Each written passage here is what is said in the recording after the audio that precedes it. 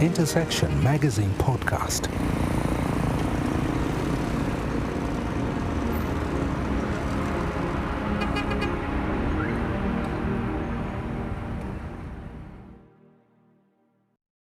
Welcome to Intersection Magazine Podcast. In this episode, I'll be discussing a podcast I Capital, and it's really was a conversation between Bob Swan, former CEO of Intel, and Lisa Su, AMD CEO. Their discussion was really centering about different strategies for what the two of them were building, or what they built, or what she built around artificial intelligence and hardware. Then I will also compare bits and pieces of this discussion with an interview I had with Roland Ganafa of AI Studio Uganda. We had a Q&A with Roland in our magazine, and I think his insights about AI developments in the country, as well as his approach as a person who's in the space, connecting both with government and businesses and other enterprises, has some useful information that I think we can benefit from. I'm your host, Nicholas Kianda. Once again, thank you for listening. Thank you for subscribing. Enjoy.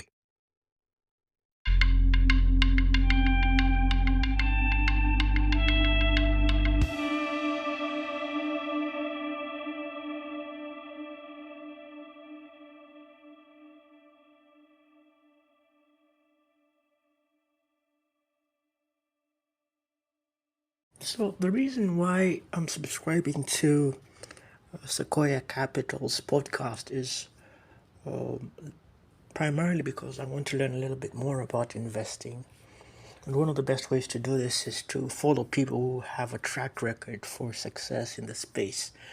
And these are few and far between, because normally what happens with people who invest in businesses is you don't expect too much in terms of returns, but you invest broadly with in a sense, you cast your net wide, expecting maybe 2 or 3 to return 100, 1,000 fold. And so I'm interested in strategies, maybe sectors and other conversations that these people are having, which brings us to this episode.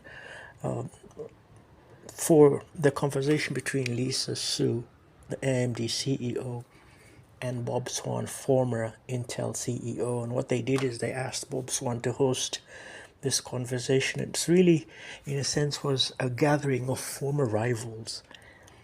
And Bob Swan was trying to ask questions about different focus areas that AMD was using for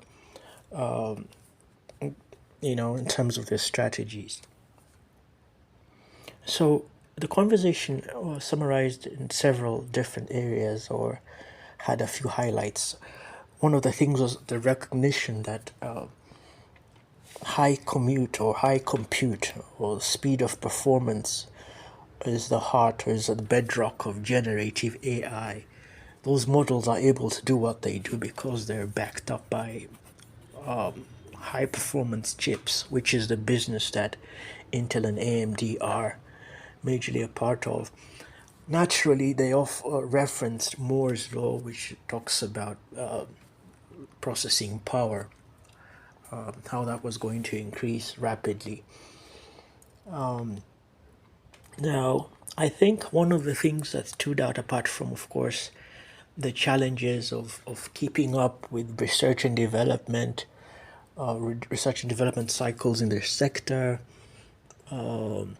She also talked about the state of chip manufacturing globally, and then the challenges of fast-moving industries, such as the one that they engaged in. I had something that I hadn't had before, because the conversation pivoted around the subject of ecosystems, an area which I am heavily invested in and which I've been trying to familiarize myself with. Now, one of the things that happened is they were talking about the whole issue of moates, of competitive moates. This is normally a subject that comes up with businesses where you want to establish yourself in such a competitive position that's impossible for you to be attacked or to be displaced from your position of dominance.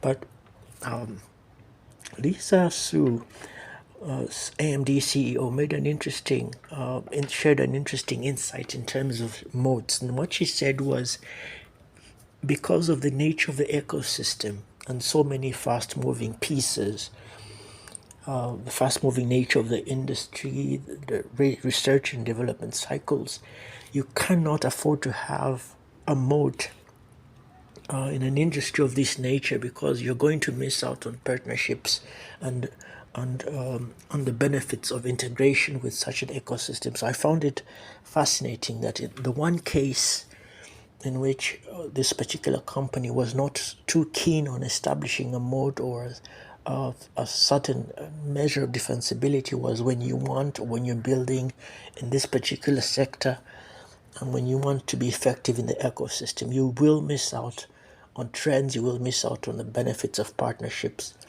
And I think also what they said was that you have to be careful, because you're not building in isolation.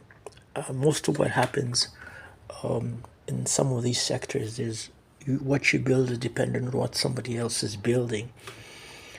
So I found that rather fascinating.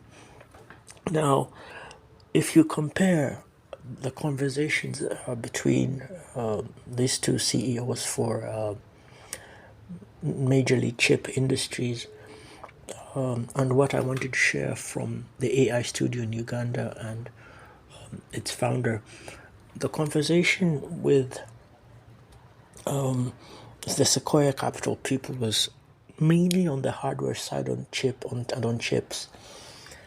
But now, when you talk about the ideas that are shared by Roland Ganafa of AI Studio, I noticed that there's more practical applications in terms of connections with founders, as well as, of course, partnerships and bits and pieces on strategy as well as policy. So the work of AI Studio has about 3 different prongs. Now, the founder told me of their work with Science, Technology and Innovation Secretariat under the Office of the President of Uganda here, and they had about 3 different products. One was a product to ease health, and it's a clinical artificial intelligence decision support tool for health workers.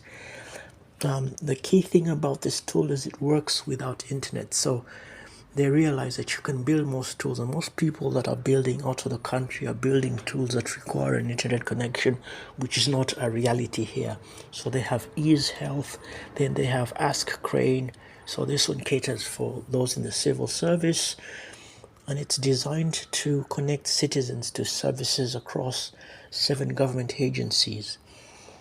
And it makes use of USSD on phones and feature phones.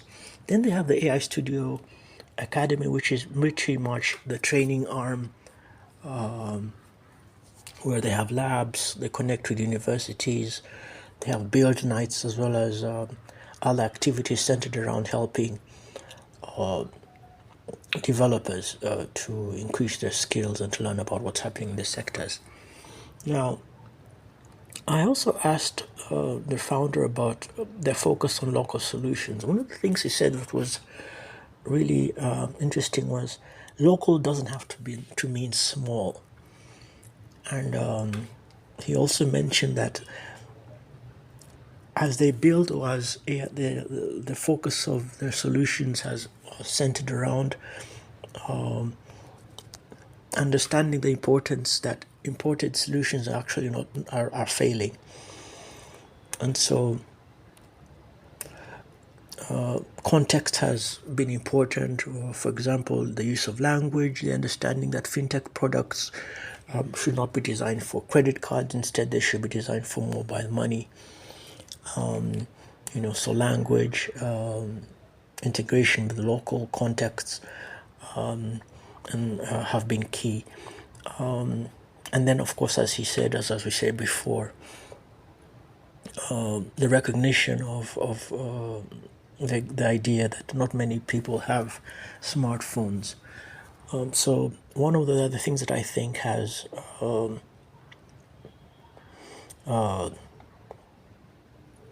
stood out is the realization of the complexities that exist on the regulatory in regulatory terms, of course, in language as well, and in infrastructure.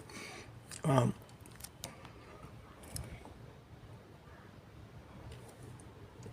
also questioned the founder about how Africa cannot. This is a statement that they make in their description. They say Africa cannot afford to be a passive consumer of AI built elsewhere. So they believe that we have to own the infrastructure, the data, the models, and the institutions that shape how technology lands here. So he talked about how in the current state of things, you've got African data, African languages, African images, African behavior. All of that is collected and then shipped abroad.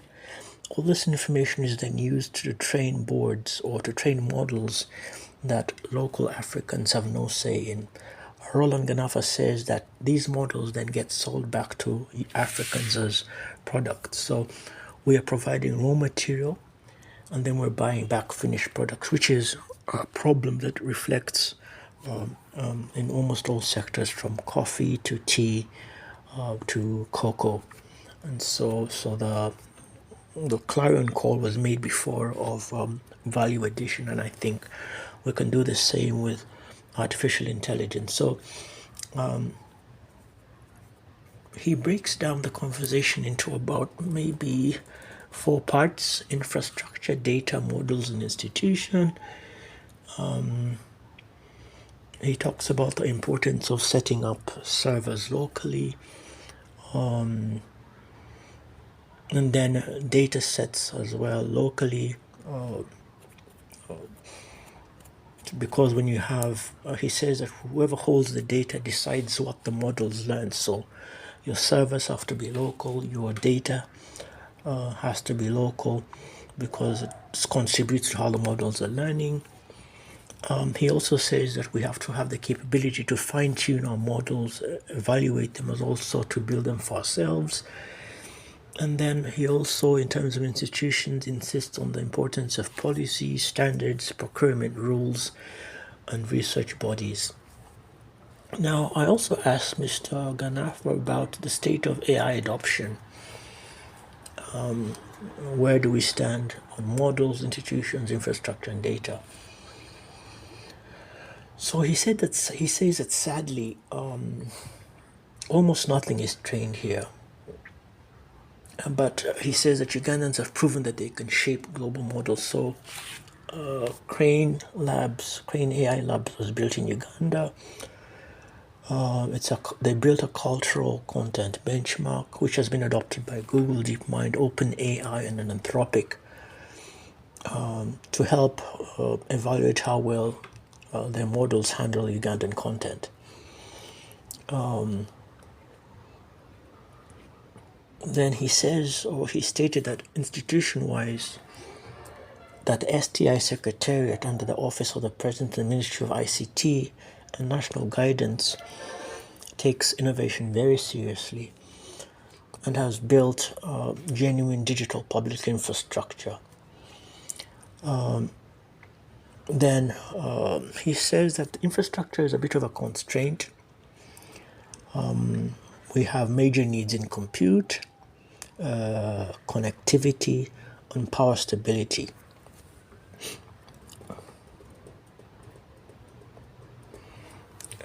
The founder also says that Ugandan languages and cultural knowledge are barely represented in any major models, and he talks about how this idea is being taken on seriously by the country.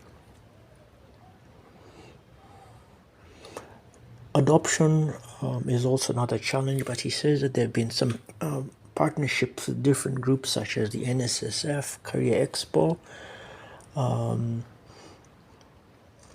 where students and developers are adopting fast. I also questioned him on the difference between partnerships that are government-based and partnerships that are business or enterprise-based. And he says that the importance of government partnerships is because the government is the largest service provider.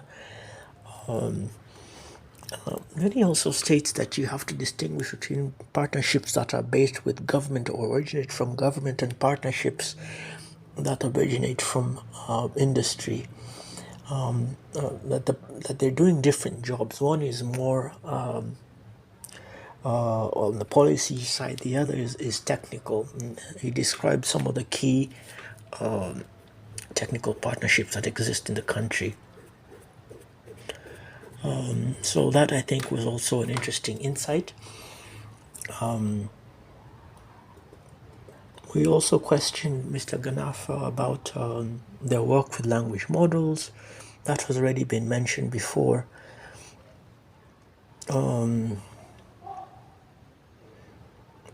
talks about how they've been able to make use of their models that run maybe 4 billion parameter models running on modest hardware.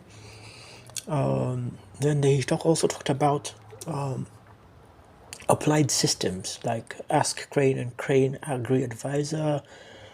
Then he also talked about the importance of evaluation, of making local models, language models, accountable to the Ugandan realities, which I think he talked about before. He talked about this before.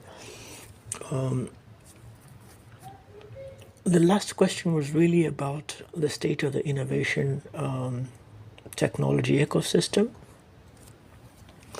He spoke about how locally or in the current state of things, we already as a continent had taken leaps and bounds by bypassing banking infrastructure through mobile,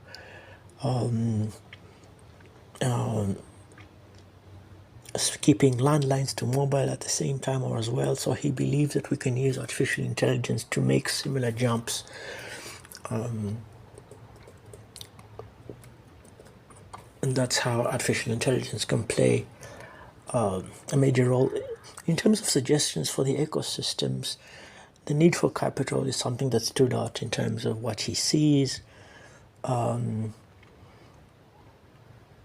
But of course, as he said, there's a need to improve or to increase funding, as well as procurement pathways to allow these founders to deal directly with government.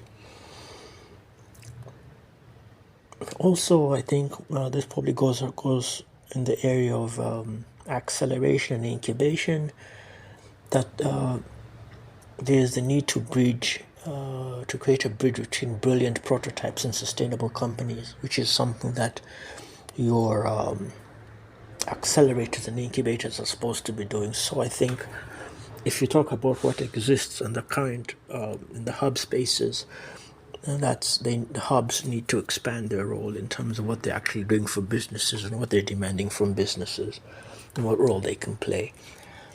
So those are the summary of our thoughts, linking the whole idea of artificial intelligence and its different manifestations.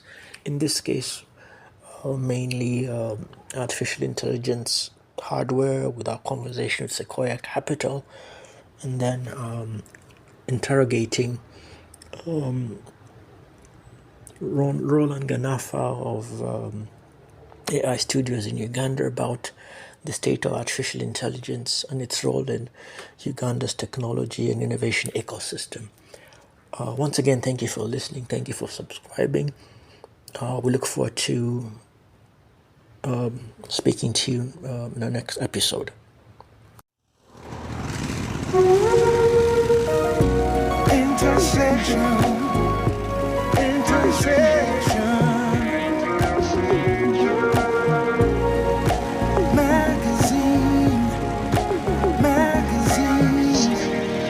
Intersection Magazine Podcast.